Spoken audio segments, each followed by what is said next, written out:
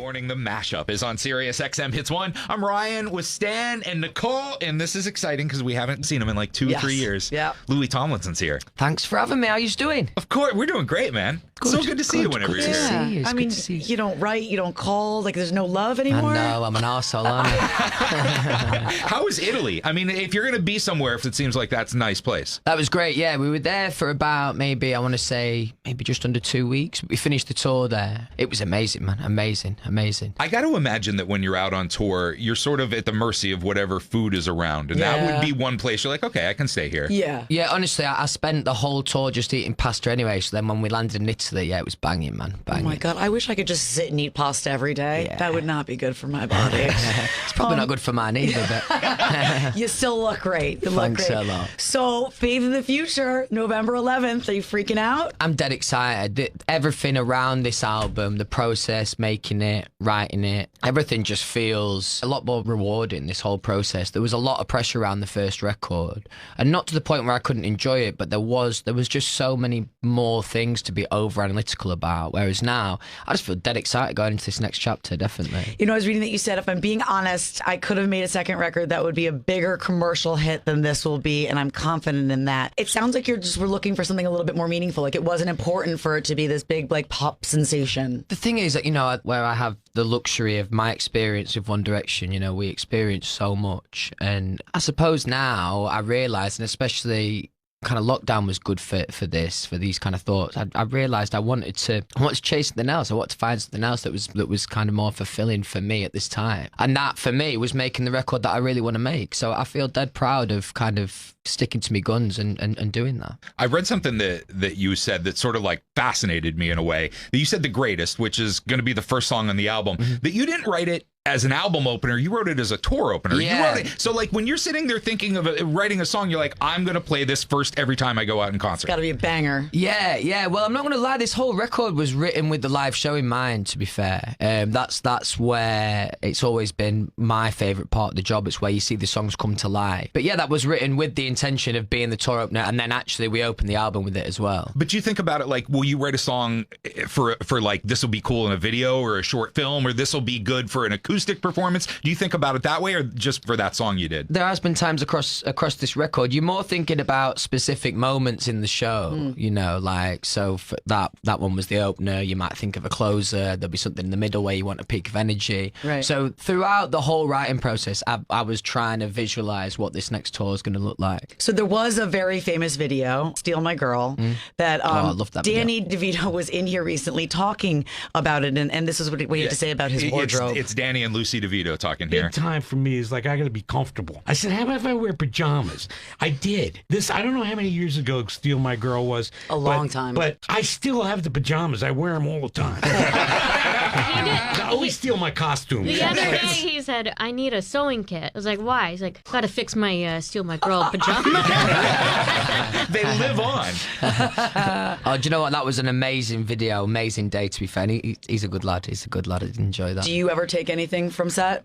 Is that like your jam at all? There definitely has been in the past. I mean, if there's any like props or anything like that we're using, yeah. I would be horrible. I would be just like, look the other way. I'd be taking everything because I don't know. I just want those memories. Yeah. I think I've definitely still got all the clothes that I want. You know what I mean? And you're gonna do some performances. You're gonna sing. Yes, yeah. Mashup is on SiriusXM Hits 1. We're at Morning Mashup on Instagram, and today you want to be there because Louis Tomlinson's here. Yeah. And something that I think you said for this album is that you wanted to write a very guitar-forward album. You used a lot of guitars, whereas I feel like today it's more laptop and electronic. And I guess sort of what was behind that decision? It's always been a big part of my creation, to be fair, and that's always been a big part of like my taste, really, is that like to keep things as organic as possible and as live sounding as possible. It's just really important to me in the live show, but also in how the tracks are produced as well. I will say on this record, I feel like me and the producers were a little bit braver with the sounds that we used. I think it was marginally one-dimensional, no pun intended, on the first record, where I was just thinking about kind of guitar sounds and guitar-driven songs, whereas I kind of dipped my toe into a couple of like slightly dancier sounding tunes on this new record. Would you say that being a dad has changed the way that you write or in your processes, or like, you know, the way that you're inspired? Probably subconsciously. Right. The two things are kind of separate for me, but I'm sure there will be, like, subconsciously, I'm sure it will have an effect on me, obviously. But, like, when I go and spend my time with me Freddie, like, I take off me singer Ed and I put on me dada. I like that. Have you said anything, like, I don't know, since you've had him that you were like, I promise myself I never would? Like I said the other day to my kids, because I said so. And I was like, oh my gosh, why am I talking like that? Oh, yeah. I'll turn this car around. Yeah, I do. I can't think of any specifics, but I do find myself all the time, saying those things that you used to cringe at as a kid. Right? And then now you're the parent and you're delivering that same message. But you've got to. Yeah. It's part of the job. Does he know that you are who you are, or only knows that you're just dad? Well, I try. I'm not gonna lie. I do.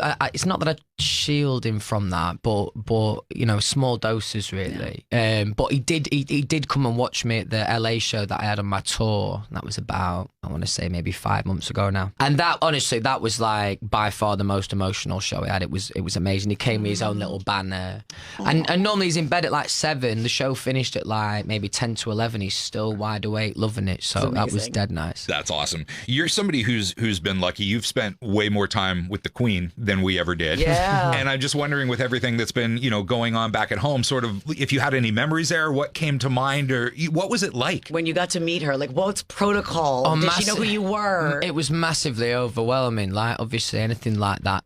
There is a full protocol. I can't remember exactly what you have to say, but I do remember getting it wrong and being embarrassed in that time. Did she care? I don't think she cared, but it was. I didn't quite say, "All right, love, how you doing?" But it was in that kind of realm. You know what I mean?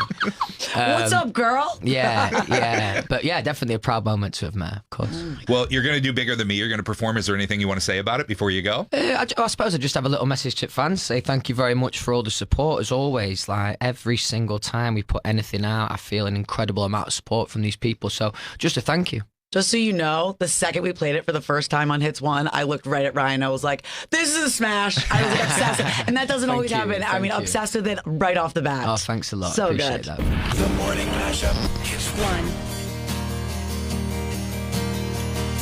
1. Somebody told me I would change. I used to hide behind a smile.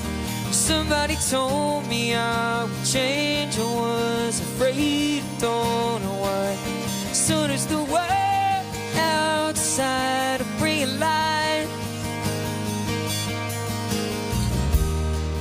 didn't read the signs, walking different lines. No one took a left, trying to make it right. All of these voices, all of these choices, I don't hear them anymore. Hear them anymore. When somebody told me I would change, I used to hide behind a smile. When somebody told me I would change, I was afraid, I don't know why. As soon as the world outside of bringing lights, it's bigger than me.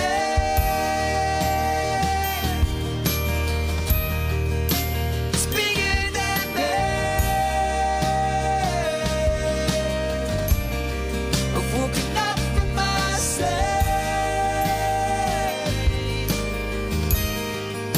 It's bigger than me. It's bigger than me. So come and call me liar.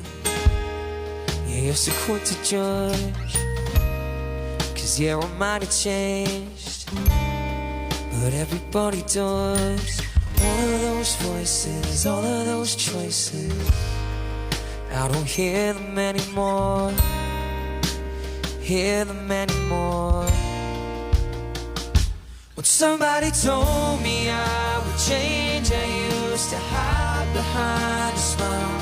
When somebody told me I would change, I was afraid, I don't know why.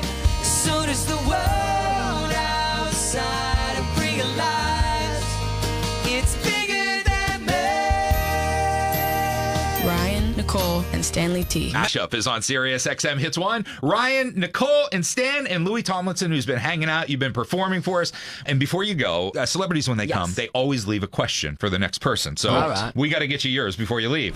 The question, Brother Richard the Famous. Yours is coming from Joe Troman from Fall Out Boy. Hey, I'm Joe Troman from Fall Out Boy, and I want to know what smell would make you vomit. New York City in general? What? That is a question that I'm not on my toes for. What smell would Maybe make a certain me... alcohol that you got sick on once? Yeah, I hate whiskey. The smell of whiskey will make me want to be sick. For real, that's my favorite. Yeah, sorry, strictly vodka myself. Yeah, I hate the smell of whiskey, so let's go with that. All right. Does it bring you back to a bad time? Was it like Not a one really. bad night? No, Okay. I've never really drunk it. It's just horrible. Okay. All right. Oh, Louis Tomlinson, we're so excited. Thank you for coming to hang out. Faith in the Future is out November 11th, and we cannot wait. We are counting down the days. Thanks for having me. Good to see you. Of course. You too, love.